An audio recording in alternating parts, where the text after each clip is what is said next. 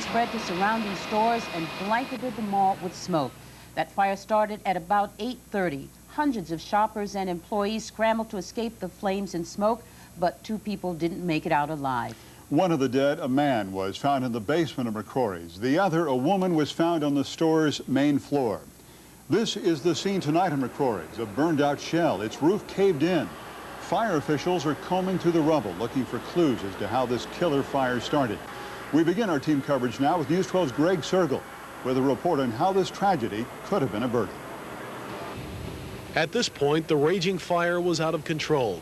Its smoke could be seen for miles.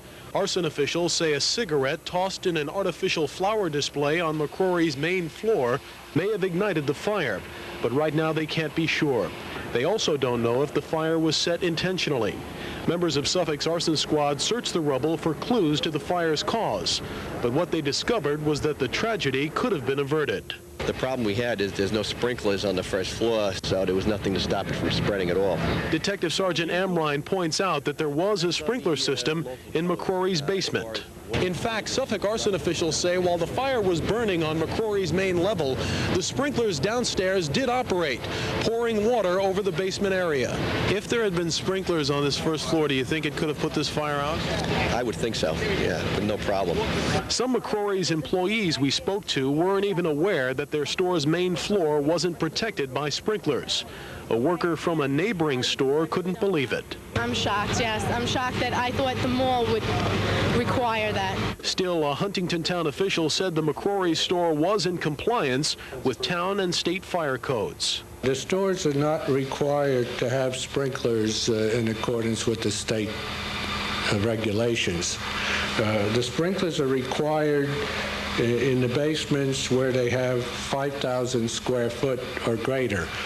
The basement under McCrory was in that category. Most of the Walt Whitman Mall stores did have sprinklers. Many were installed voluntarily after a fire at the mall 7 years ago.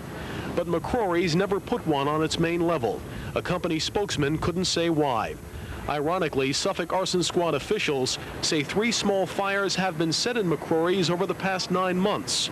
All were considered pranks, and none did serious damage. For reaction from the community now to the mall fire, we go to News 12's Ken Grimbaugh. I'm Ken Grimbaugh. As McCrory's employees at the mall reported for work, they were stunned to see the devastation the fire had caused. Many huddled together outside the store and were deeply shaken as they learned of the death of their co-worker. The once bustling store had been reduced to twisted rubble, and as the news of the tragedy spread, other mall workers who were at the fire came back telling of what they had seen and heard. We smelled the smoke. At Macy's itself, because that's never been addressed at all. So I think their main concern was, getting obviously the store closed, but they have to worry about getting their people out too.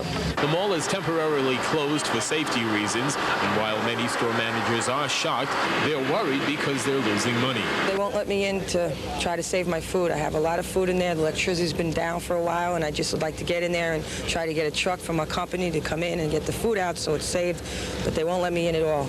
They're also worried about the future. Personally, I don't have any fear, but I'm worried about the consumer, how he feels, how comfortable he feels coming to us. That's my only concern. Fire officials say the damage will be more than $30 million throughout the mall. It will be some time before things are back to normal.